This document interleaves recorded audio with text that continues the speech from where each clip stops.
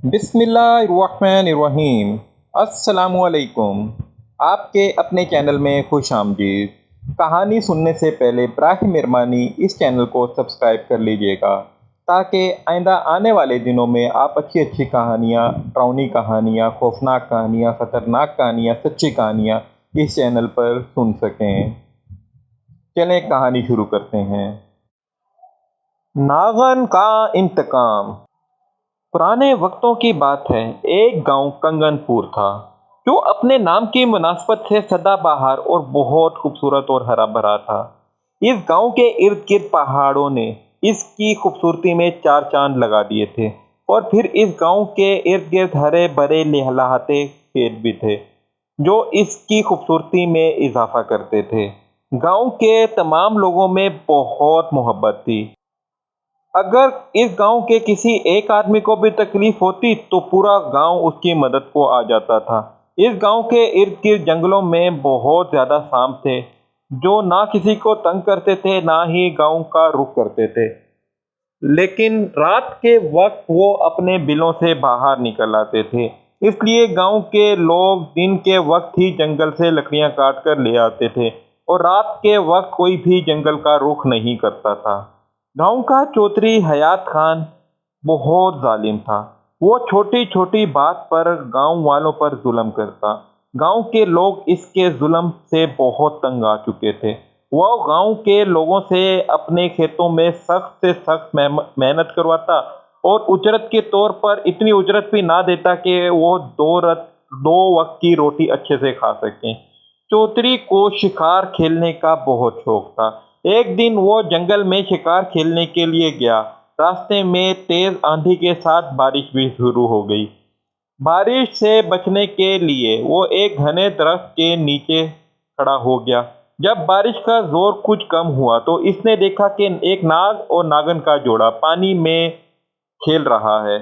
चौधरी के घोड़े ने जब नाग नागन को देखा तो वो बिदक गया और चौधरी को जमीन पर गिरा कर गांव की तरफ दौड़ लगा दी।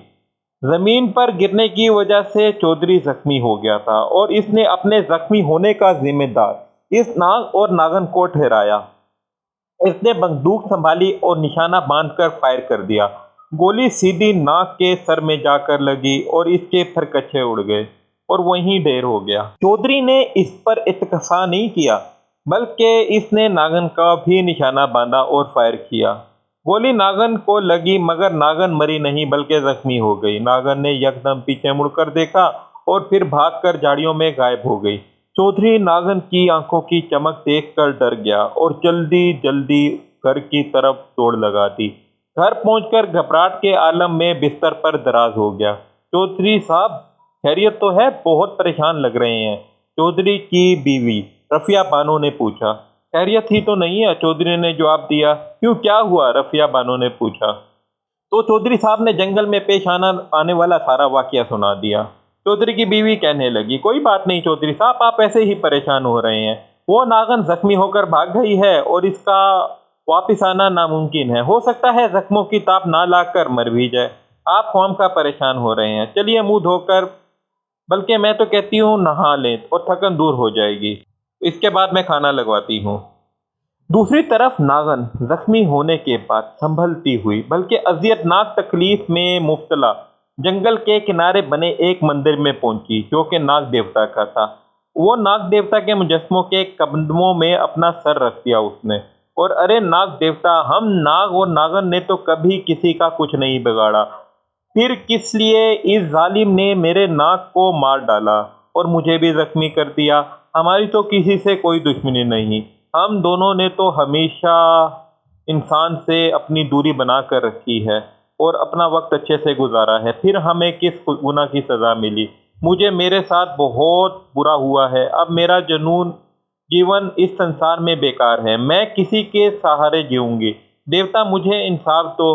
और आप ने अगर मेरे साथ इंसाफ नहीं किया तो मैं आपके चरणों में सर मार मार कर अपना खात्मा कर दूंगी। नागन गड़गड़ाते हुए नाग देवता के मुजस्मे से मुखातिब हुई। अचानक नाग देवता के मुजस्मे से आंखों से रोशनी जारी हुई। इसकी आंखों से शुआएं निकलने लगी, नागन के जिस्म पर पड़ी। इसी वक्त नागन के जिस्म के तमाम जख्म बिल्कुल ठीक हो गए। चौधरी ने तेरे नाक को ख़त्म किया ना और तुझको भी ज़ख्मी किया। इसका इरादा तो तुझे मारने का था, लेकिन तेरी किस्मत अच्छी थी कि तू बच गई। नाग देवता के मुजस्मे से आवाज़ आई, नाग देवता आप मुझे कोई ऐसी शक्ति दें कि ताकि मैं अपना बदला ले सकूं और उस चौधरी को उसके अंजाम तक पहुंचा सकूं। नाग देवता ने कहा, फिलहाल मैं तुझे इतनी शक्ति देता हूं कि तू इसके ख्वाबों में आकर इसको डरा सके। अगर तुम 2 साल तक बिला नागा यहाँ आकर मेरी पूजा करोगी तो मैं तुम्हें एक ऐसी शक्ति दूंगा कि तुम जो रूप चाहे बदल दोगी और फिर इस चौधरी से अपना बदला ले सकती हो। नाग देवता के मुजस्मे से आवाज आई। दूसरी तरफ अचानक चौधरी हयात गहरी नींद में हड़बड़ाकर उठ बैठा और चीखने चिल्लाने लगा, वो मुझे नहीं छोड़ेगी, वो अपना बदला जरूर लेगी। क्या हुआ चौधरी साहब, क्यों चिल्ला रहे हो? करीब सोई हुई चौधरी की बेगम ने पूछा, जो चौधरी का शोर सुनकर जाग चुकी थी। वो मुझे कह रही थी कि मैं तुम्हें नहीं छोड़ूंगी। तुमने मेरे नाक को मार डाला, अब मैं तुम्हें मार डालूंगी। चौधरी हयात ने गड़बड़ाहट के आलम में कहा, कौन कह रही थी? आपको मार डालेगी? बेगम रजिया बानो ने पूछा। वो नागन जिसके नाक को मैंने मारा था और इस नागन को भी जख्मी कर दिया था, चौधरी ने कहा। इस दिन के बाद चौधरी हयात के रातों की नींद हराम हो गई। जब भी सोता नागन फन फैलाए इसके सामने आ जाती और जोर जोर से चिल्लाते हुए कहती, नहीं छोड़ूंगी तुम्हें, तुमने मेरे नाक को मार डाला, इसलिए अब मैं तुम्हें नहीं छोड़ूंगी। और चौधरी नींद में हड़बड़ा कर उठ जाता और फिर इसकी सारी रात नींद ना आती। इस तरह नींद पूरी ना होने की वजह से चौधरी की तबीयत दिन ब दिन बिगड़ने लगी। दूसरी तरफ 2 साल गुजर गए और नागन बिला नागा नाग देवता की पूजा करती रही। आज उसको शक्ति मिलने वाली थी। नागन खुशी से सोचने लगी, 2 साल तक चौधरी तूने जितना जीना था जी लिया, अब तेरी मौत बनकर आऊंगी और इस दुनिया से तुम्हें दूसरी दुनिया में भेज दूंगी जहां से तुम कभी वापस नहीं आ सकोगे। इसके बाद नागन नाग देवता के मुजस्मे की तरफ मुखातिब हुई। नाग देवता, तुमने मुझसे जो शक्ति दी थी इससे मैंने चौधरी के ख्वाबों में जाकर इसे डराया धमकाया। अब मुझे रूप बदलने की शक्ति दे दो ताकि मेरा बदन में जो आग बरसों से भड़क रही है वो ठंडी हो जाए और मैं अपने नाक की मौत का बदला चौधरी हयात खान से ले सकूं। आज चौधरी को इसके अंजाम तक पहुंचा सकूं।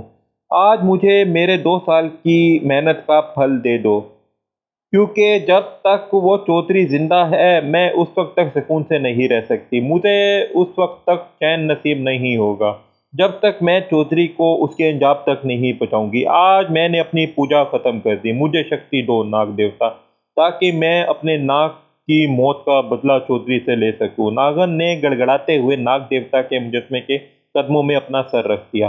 एन इसी वक्त नाग देवता के मुजस्मे की आंखों से शुआएं निकली और नागन के जिस्म में दाखिल हो गई। नागन जमीन पर लेटकर तड़पने लगी और कुछ देर तड़पने के बाद इसने एक खूबसूरत दोशीजा का रूप धार लिया। नागन अपना ये रूप देखकर बहुत खुश हुई और बेख्तियार नाग देवता के मुजस्मे के सामने झुक गई। अब तू जो चाहे रूप धार सकती है, अब जब चाहे किसी भी इंसान, जानवर, परिंदे वगैरह का रूप धार सकती है। मैं तेरी पूजा से बहुत खुश हुआ हूँ। मैं तुझे इतनी शक्ति दे रहा हूँ कि जो इससे पहले मैंने किसी सांप को नहीं दी। नाग देवता ने कहा। नाग देवता की पूजा से फारिग होकर नागन जंगल की तरफ निकल गई और जंगल में सैर की गर्ज से गई थी। थोड़ी दूर जाकर इसे घोड़ों के टापों की आवाज़ सुनाई दी। नागन एक खूबसूरत लड़की का रूप धार कर रास्ते में एक दरख्त के पास बैठ गई और घुड़सवार के आने का इंतजार करने लगी। दूसरी तरफ चौधरी की बीवी चौधरी से कह रही थी, चौधरी साहब, आपकी तबीयत दिन ब दिन बिगड़ती जा रही है, कुछ तो बताइए क्या होता जा रहा है आपको? पता नहीं, जब से वो नागन मुझे ख्वाबों में आकर डराती है तब से किसी काम में जी नहीं लगता, सही तरीके से भूख भी नहीं लगती, तब से मेरी तबीयत भी खराब रहने लगी है। चौधरी ने थके मांदे लहजे में कहा। आप शिकार पर क्यों नहीं चले जाते, आपका दिल भी बहल जाएगा, रजिया बानो ने चौधरी से कहा। तुम ठीक कहती हो, शायद इस तरह मेरी तबीयत भी कुछ संभल जाएगी, चौधरी ने कहा। मैं आपके सबसे खास नौकर बख्तू से कहकर आपका घोड़ा तैयार कराती हूँ, रजिया बानो ने कहा और फिर वो कमरे से निकल गई। कुछ देर बाद चौधरी अपने घोड़े पर सवार होकर जंगल की तरफ शिकार की गर्द से निकल गया। वो अपने घोड़े पर बैठा अपनी ही धुन में जा रहा था कि इसे किसी औरत के रोने की आवाज़ सुनाई दी। इसने अपने घोड़े की रफ्तार कम कर दी और कुछ दूर दरख्त के नीचे इस लड़की रोती हुई लड़की को देखा। चौधरी इस लड़की के पास जाकर रुक गया। इतनी खूबसूरत लड़की को रोते देखकर चौधरी की नीयत में फतूर आ गया। इस लड़की को अपने साथ हवेली ले जाना चाहिए। चौधरी ने सोचा, तुम यहाँ अकेली क्यों बैठी हो और क्यों रो रही हो? चौधरी ने लड़की से पूछा। मेरा नाम नीलम है और मेरा इस दुनिया में कोई नहीं। इस रात के अंधेरे में मेरी इज्जत के लुटेरों ने मेरे घर पर हमला कर दिया। बूढ़ी माँ को कत्ल कर दिया। अंधेरे में मैं अपनी जान और इज्जत की बचाकर भाग निकली। माँ ने मेरी मंगनी कर दी थी। मेरा होने वाला शोहर शराब में धुत रहने लगा है। दिन रात शराब के पीने की वजह से इसे कुछ नहीं सूझता। इसकी ख्वाहिश है कि शादी के बाद इसके इशारे पर चलूं, यानी वो मुझसे बुरे काम करवाना चाहता है ताकि बिना हाथ पैर चलाए मेरी कमाई पर ऐश करता रहे। इस वजह से मैं भाग आई हूँ। मेरा अब कोई ठिकाना नहीं। नागन जो नीलम के रूप में थी, इसने जवाब दिया, कौन कहता है तुम्हारा कोई ठिकाना नहीं? मैं कंगनपुर गांव का चौधरी हयात खान हूँ। मैं तुम्हें अपनी हवेली में नारी रानी बनाकर रखूंगा। तुम मेरे साथ चलो। चौधरी ने के चेहरे पर शैतानी मुस्कुराहट सजाए हुए कहा। चौधरी साहब, आप बहुत अच्छे हैं। मुझे आपका ये एहसान जीते जी पूरी जिंदगी नहीं भूलूंगी। नीलम नागन की एक्टिंग करते हुए बोली। और इस तरह नागन जो नीलम के रूप में थी, चौधरी के साथ इसकी हवेली में आ गई। चौधरी नीलम नागन को लेकर हवेली में आ गया। चौधरी साहब, ये आपके साथ कौन है? चौधरी की बीवी रजिया बानो ने हैरानी से पूछा। ये बेचारी जंगल में बैठी रो रही थी। इसका इस दुनिया में कोई नहीं है। जमाने की सताई हुई ये बहुत दुखी है, इसलिए मैं इसके साथ ले आया। आज से ये इसी हवेली में रहेगी। चौधरी ने कहा। ओ, ये तो आपने बहुत अच्छा किया। हवेली की तन्हाई मुझे काटती रहती है। अब मुझसे बातें करने वाली आ गई है। अब मेरा दिल बहल जाएगा। मैं अकेली बैठी बैठी बोर हो जाती हूँ। रजिया बानो ने खुश होते हुए कहा। तुम्हारे साथ कोई जबरदस्ती नहीं है नीलम। तुम जब चाहो अपने शोहर के पास वापस जा सकती हो। अगर तुम समझो तो तुम्हारा मंगेतर सही हो गया है तो तुम्हारी शादी तुम्हारे मंगेतर से करा दी जाएगी। अगर तुम किसी और से शादी करना चाहते हो तो वहां पे तुम्हारी शादी कर दी जाएगी। चौधरी ने मुस्कुराते हुए कहा। चौधरी साहब, मैं अब कहीं नहीं जाऊंगी। अगर आप मुझे इस हवेली में एक कमरा दे दें तो मैं आपकी बहुत शुक्रगुजार रहूंगी। नीलम ने मुस्कुराते हुए कहा। जरूर, तुम जब तक चाहो इस हवेली में रह सकती हो। हाँ, चौधरी ने चेहरे पर शैतानी मुस्कुराहट सजाते हुए कहा। चौधरी साहब, आप मुंह हाथ धोकर आए। मैं आपके लिए खाना खा लगाती हूँ और नीलम भी कपड़े दे देती हूँ ताकि ये कपड़े बदल ले। रजिया बानो ने कहा। कुछ देर बाद सब खाने की मेज पर बैठ गए। नीलम ने कपड़ों कपड़ों में बहुत खूबसूरत लग रही थी। चौधरी खाना खाते बार बार सर उठाकर नीलम की तरफ देखता और जवाब में नीलम भी मुस्कुरा देती। खाना खाने के बाद रजिया बानो ने नीलम को इसका कमरा दिखाया और खुद अपने कमरे में आकर सो गई। चौधरी भी कमरे में आकर लेट गया और सोने की कोशिश करने लगा, मगर चौधरी की को नींद कहाँ आने वाली थी, क्योंकि जब तक वो सोने की कोशिश करता, नीलम का खूबसूरत और दिलकश सरापा इसकी आंखों के सामने आ जाता। इसकी आंखों की नींद उड़ जाती। अचानक वो अपने बिस्तर से उठ गया और गौर से अपनी बीवी की जानिब देखा, जो गहरी नींद में थी। इत्मीनान करने के बाद वो उठकर नीलम के कमरे की तरफ चल दिया। चौधरी को देखकर नीलम चूक गई। चौधरी साहब, आप? और इस वक्त नीलम ने हैरानगी से पूछा। हाँ नीलम, तुमने मुझ पर जाने क्या जादू कर दिया है। मैं जब भी सोने की कोशिश करता हूँ तो तुम्हारा खूबसूरत चेहरा मेरे सामने आ जाता है। चौधरी ने मोहब्बत भरे लहजे में कहा। चौधरी साहब, आपका गुरु जवान जिस्मानी अंदाज शायद मेरे दिलो दिमाग पर भी छा गया है, जिसकी वजह से मुझे भी नींद नहीं आ रही है। मैं आपसे प्यार करने लगी हूँ। मैंने जब से आपको देखा है मुझे चैन नहीं आ रहा। दिल चाहता है कि बस हर वक्त आपको ही देखते रहूं। नीलम ने एक्टिंग करते हुए कहा। हाँ नीलम, शायद मैं तुमसे प्यार करने लगा हूँ। तुमसे शादी करना चाहता हूँ। चौधरी ने बेकरारी के आलम में कहा। मगर चौधरी साहब, आपकी बेगम अगर हम दोनों को प्यार के बारे में पता चल गया तो वो तूफान खड़ा कर देंगी। शादी करना को दूर की बात है, नीलम ने कहा, संजीदा होते हुए कहा। इसका हल भी निकालना पड़ेगा, चौधरी ने कुछ सोचते हुए जवाब दिया। क्या हल निकालेंगे आप इस मसले का? नीलम ने परेशानी की एक्टिंग करते हुए कहा। क्या हम दोनों मिलकर उसको कत्ल कर देते हैं? हादसे का रूप दे देंगे, चौधरी ने कहा। क्या कह रहे हैं चौधरी साहब? अगर किसी को शक हो गया तो हम दोनों फांसी पर चढ़ जाएंगे, नीलम ने हैरान होते हुए कहा। मैं कल रात घर से बाहर रहूंगा, तुम अपने कमरे में अकेली रहोगी, रज़िया अपने कमरे में अकेली होगी। मैं अपने दो खास बंदों से बात करता हूँ, उनको वो मेरे एतमाद वाले हैं। वो चोर बनकर हवेली में आएंगे और अलमारी से रज़िया का ज़ेवर भी निकाल लेंगे और रज़िया का काम भी तमाम कर देंगे। हाँ चौधरी साहब, ये तरकीब बिल्कुल ठीक रहेगी, नीलम ने खुश होते हुए कहा। फिर दोनों अपने अपने कमरों में जाकर सो गए। दूसरी सुबह चौधरी रात घर से बाहर रहने का कहकर चला गया। दिन भर नीलम और रज़िया बानो एक दूसरे से बातें करते रहे और रात का खाना खाकर दोनों अपने अपने कमरों में चली गई। आधी रात के करीब रज़िया बानो की चीखें सुनाई दी तो नीलम ने चीख चीख कर घर सर पर उठा लिया। नीलम की चीखें सुनकर हवेली के पास के लोग जमा हो गए। नीलम ने रो रो कर सबको बतानी, चोर आए और रज़िया बानो को कत्ल करके चले गए। रज़िया बानो की लाश खून में लथपथ पड़ी थी। सुबह का उजाला फैलते ही चौधरी साहब हवेली में आ गए और बीवी की लाश को देखकर ज़ारो कतार रोने लगे। बहरहाल रज़िया बानो का कफन दफन का इंतजाम किया। शाम तक रज़िया बानो गांव के कब्रिस्तान में सुपुर्द खाक कर दिया गया। सब लोग चौधरी के पास अफसोस के लिए आए। रात के वक्त नीलम और चौधरी बहुत खुश हुए। अब हमारे रास्ते का कांटा निकल गया है, हमें मिलने से कोई नहीं रोक सकता, चौधरी ने खुश होते हुए कहा। हाँ चौधरी साहब, अब हमें मिलने से कोई नहीं रोक सकता, नीलम ने भी चौधरी की हाँ में हाँ मिलाते हुए कहा। चौधरी ने बेख्तियार नीलम को अपनी बाहों में भींच लिया। इसी वक्त नीलम ने मंत्र पढ़ा और चौधरी गश खाकर अपनी करीबी पलंग पर गिरा और बेहोश हो गया। नीलम ने चौधरी के मुंह पर पानी का छिड़काव किया तो वो होश में आ गया। चौधरी ने अपने आप को रस्सियों से बंधा पाया। नीलम, नीलम तुम कहाँ हो? चौधरी ने बेख्तियार नीलम को आवाज देना शुरू कर दी। कुछ देर के बाद नीलम कमरे में दाखिल हुई। क्यों चीख रहे हो चौधरी साहब? नीलम ने चौधरी से पूछा। ये मुझे पलंग पर से किसने बांधा है? चौधरी ने नीलम से जब मैंने, नीलम ने जवाब दिया। मगर क्यों? चौधरी ने घबराहट के आलम में पूछा।